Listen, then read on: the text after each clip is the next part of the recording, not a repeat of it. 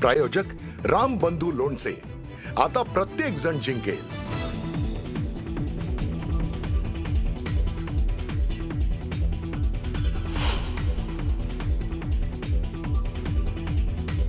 चंद्रपूर जिल्ह्यातील भद्रावती शहरात मुख्यमंत्र्यांची सभा पार पडली। यावेळी शहर विकासाची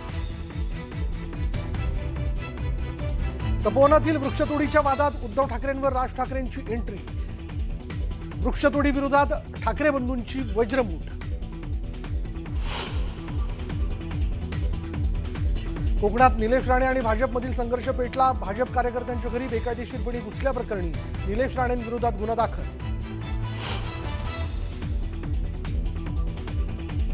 सिंधुदुर्ग जिल्ह्यात राजकीय धुमशान। जिल्ह्यात राणेंचं महत्त्व कमी केल्याचा केसरकरांचा आरोप। 2014ला राणेंवर कुणी आरोप केले? निलेश राणेंचा पलटवार।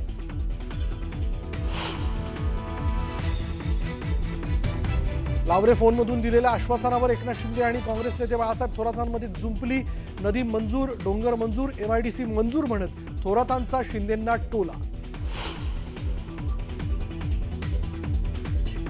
सिल्लोड आणि बदलापूरमध्ये भाजप आणि शिवसेनेचे कार्यकर्ते भिडले। निवडणुकीत पैसे वाटप करण्यात आल्याच्या आरोपावरून राडा।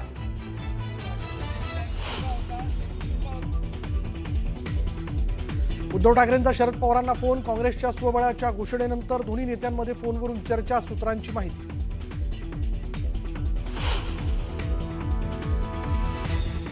मस्साजोगचे सरपंच संतोष देशमुखांच्या हत्येला 1 वर्ष पूर्ण। उपमुख्यमंत्री अजित पवारांसह अनेकांनी केलं देशमुख कुटुंबियांचं सांत्वन।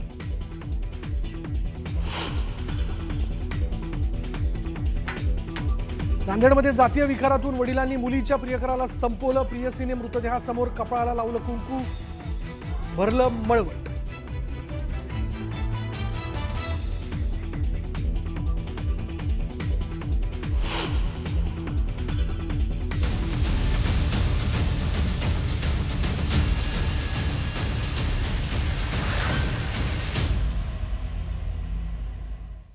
चला न्यूज 18 लोकमत विशेषमध्ये सुरुवात करूया चर्चेतल्या बातमीने। अर्थातच निवडणुकीच्या संदर्भात आपण पाहिलं तर वेगवेगळ्या घडामोडी घडताना दिसतात। नगर परिषदेच्या प्रचारात उपमुख्यमंत्री शिंदेंनी पांढरकवडा आणि संगमनेरमध्ये MIDC सुरू करण्याचं आश्वासन दिलं। त्यासाठी शिंदेंनी लावरे तो फोन हा फंडा वापरला खरा, पण त्यावरून शिंदे आणि काँग्रेस नेते बाळासाहेब थोरातांमध्ये चांगलीच जुंपली आहे। लोकांची मागणी आहे, इथे रोजगार नाही मिळत, इथं MIDC पाहिजे, जागा द्यायला तयार आहे। आम्हाला थोडं पाणी पाहिजे, ते म्हणतात धरण मंजूर। लोक म्हणतात धरण कसं काय होणार, नदी नाही, नदी मंजूर। नदीला पाणी कुठून येणार? डोंगर पाहिजे, डोंगर मंजूर। तर शब्द देऊ मी त्यांना? हा मग बघा ना, तर आदेश गडबड करतो नाही। हा ठीक आहे, ठीक आहे, ओके, थँक्यू। लोक आमचे भारी आहेत ना, त्याला सगळं कळतंय, लक्षात ठेवा। अशीही बनवा बनवीचा कार्यक्रम करू नका म्हणून सांग। काल सगळं मंजूर होतं। उपमुख्यमंत्री एकनाथ शिंदे आणि काँग्रेस नेते बाळासाहेब थोरातांमध्ये ही शाब्दिक जुगलबंदी रंगली आहे। नगर परिषद निवडणूक प्रचारात या दोन बड्या नेत्यांमध्ये सामना रंगला आहे। मतदारांना चुचकरण्यासाठी उपमुख्यमंत्री शिंदेंकडून आश्वासनाचा नवा फंडा वापरला जातोय। त्यासाठी ते आपल्याच पक्षांच्या मित्रांना फोन करतात, त्यानंतर फोनवरून ते जनतेच्या मागणीप्रमाणे आश्वासनं देतात। यवतमाळच्या पांढरकवडा आणि अहिल्यानगरच्या संगमनेरमध्ये त्यांनी हा फंडा वापरला होता। अमोल खताळच्या संगमनेरला मी आलोय आणि त्यांची मागणी आहे MIDC पाहिजे।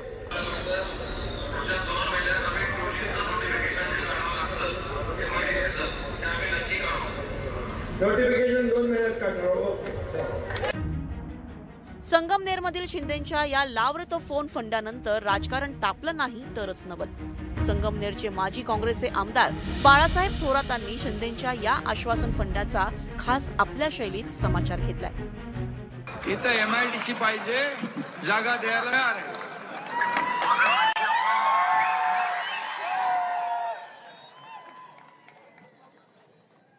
जिथं जाल तिथं MIDC मंजूर। लोक आमचे भारी आहेत ना, त्याला सगळं कळतंय, लक्षात ठेवा। अशीही बनवा बनवीचा कार्यक्रम करू नका म्हणून सांग। बाळासाहेब थोरातांनी गेली अनेक वर्ष संगमनेरचं विधानसभेत प्रतिनिधित्व केलं आहे. पण यावेळेच्या विधानसभा निवडणुकीत शिंदेच्या शिवसेनेचे अमोल खाताळांनी बाळासाहेब थोरातांना धूळ चारली. ती सल आजही थोरातांच्या मनात कायम आहे. अशातच नगर परिषद निवडणुकीत एकनाथ शिंदेंनी संगमनेरमध्ये येऊन MIDC सुरू करण्याचं आश्वासन देत एक प्रकारे थोरातांना डिवचलं. त्यामुळे या दोन्ही नेत्यांमध्ये शाब्दिक युद्ध रंगलं. एकीकडे थोरात विरुद्ध शिंदे असं चित्र असतानाच दुसरीकडे माजी खासदार सुजय विखे आणि विधान परिषदेचे आमदार सत्यजित तांबेंमध्येही वादाची ठिणगी पडली आहे. वाघ आणि सिंहाच्या लढाईवरून हे नेते भिडले. तुम्ही गुगल मध्ये आता पण मोबाईल उघडून सर्च मारला टायगर वर्सेस लायन,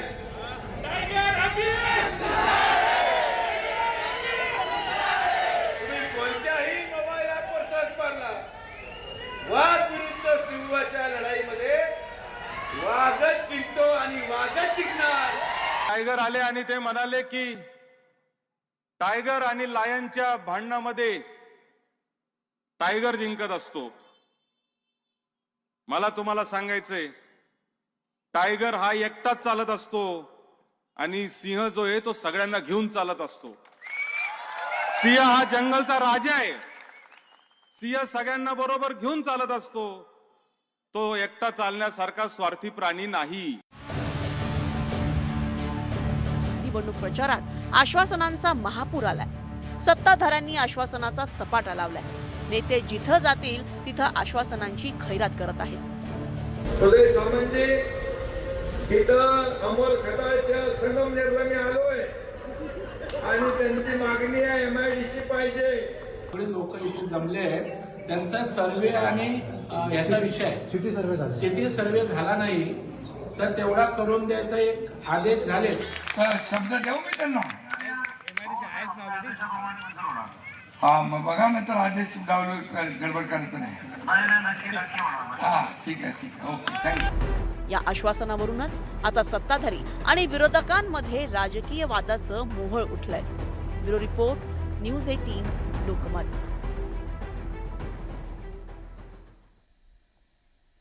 आता बघूयात नाशिकच्या तपोवनमधील वृक्षतोडीच्या विरोधात ठाकरे बंधू मैदानात उतरलेत. उद्धव ठाकरेंपाठोपाठ राज ठाकरेंनी या वृक्षतोडी विरोधात एल्गार पुकारलाय. तर अभिनेते सयाजी शिंदेंसह वृक्षप्रेमीही या वृक्षतोडी विरोधात एकवटलेत. तर मोठी झाडं तोडली जाणार नाहीत, केवळ 6 ते 7 वर्षांची झाडं तोडली जाणार असल्याचा दावा जो आहे तो सरकारकडून केला जातोय.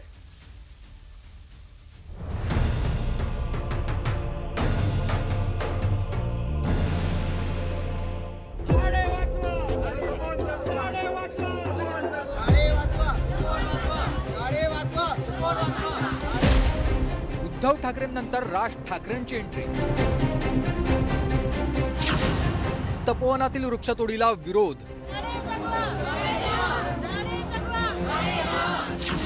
वृक्षप्रेमीही निर्णयाविरोधात एकवटले.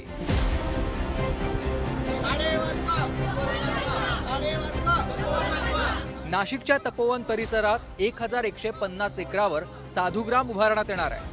मात्र त्यासाठी 1800 झाडं तोडली जाणार आहेत. त्याला नाशिकमधून मोठा विरोध होतोय. नाशिकमधील पर्यावरण प्रेमींनी चिपको आंदोलन करून त्यांचा विरोध प्रकट केलेला होता. अनेक सामाजिक संघटनाही याच मुद्द्यावरून आक्रमक झाल्या. तपोवनातील या वृक्षतोडीला राज ठाकरेंनीही विरोध केलाय. त्यासाठी राज ठाकरेंनी सोशल मीडियावर एक खरपूस पोस्ट लिहिली आहे. साधूंच्या नावाखाली संधी साधूपणा करू नका. झाडं तोडून त्याची भरपाई म्हणून दुसरीकडे झाडं लावली जातील असली पोकळ आश्वासनं सरकारनं देऊच नयेत. कारण असं कधी होत नाही. आणि सरकारकडे जर दुसरीकडे 5 पट झाडं लावायला जागा आहे तर मग तिकडेच साधुग्राम करा. सरकारनं साधूंच्या नावाखाली उद्योगपतींच्या घशात काहीतरी टाकण्याचा संधी साधूपणा करू नये.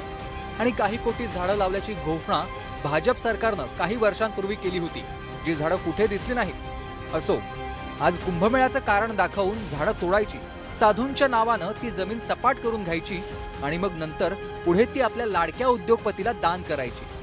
इतकाच विचार या सरकारचा असणार. नाहीतरी सध्या महाराष्ट्रात दुसरं काय सुरू आहे? जमिनी गिळणं, नाहीतर उद्योगपतींचे दलाल म्हणून काम करणं, हेच सध्या सत्ताधारी मंत्री, आमदार, त्यांचे नातेवाईक आणि त्यांची वर्तुळं करताना दिसत आहेत. असा घणाघात राज ठाकरेंनी सोशल मीडियाच्या माध्यमातून केलाय. मला एक कळत नाही प्रशासनाचं डोकं नक्की ठिकाणावर आहे का नाही आहे का आले माझ्या मना आणि मी वाटेल ते करीन. कारण असाच कुंभमेळा 12 वर्षापूर्वी राजसाहेबांच्या नेतृत्वाखाली त्यांच्या मार्गदर्शनाखाली मनसेनी केला होता. तेव्हा कुठल्याही प्रकारची वृक्षतोड काही झालं नव्हतं. उत्तम तो कुंभमेळा झाला होता.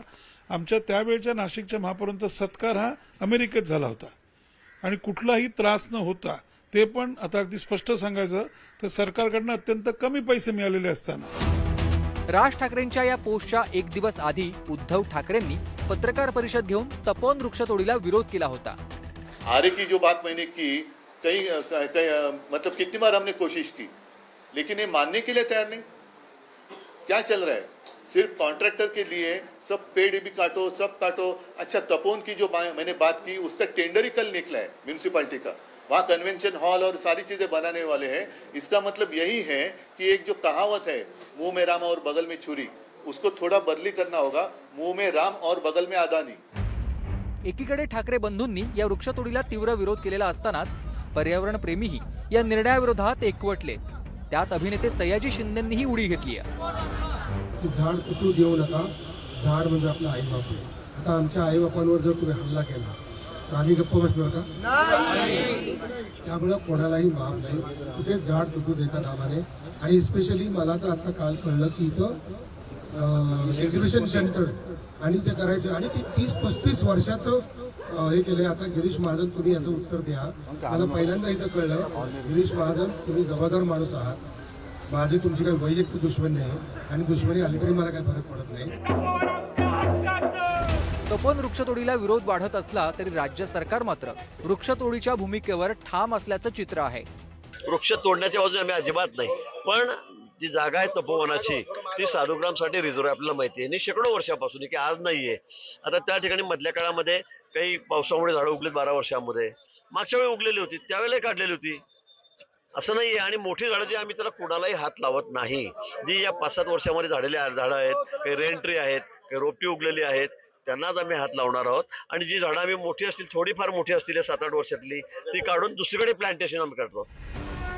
नाशिकमध्ये 2027 मध्ये सिंहस्थ कुंभमेळा होणार आहे. तर येत्या वर्षात म्हणजेच 2026 मध्ये महानगरपालिकेच्या निवडणुका होणार आहेत. त्यामुळे पालिका निवडणुकीच्या तोंडावर कुंभमेळ्यासाठी कापण्यात येणाऱ्या झाडांचा मुद्दाही चांगलाच पेटलाय.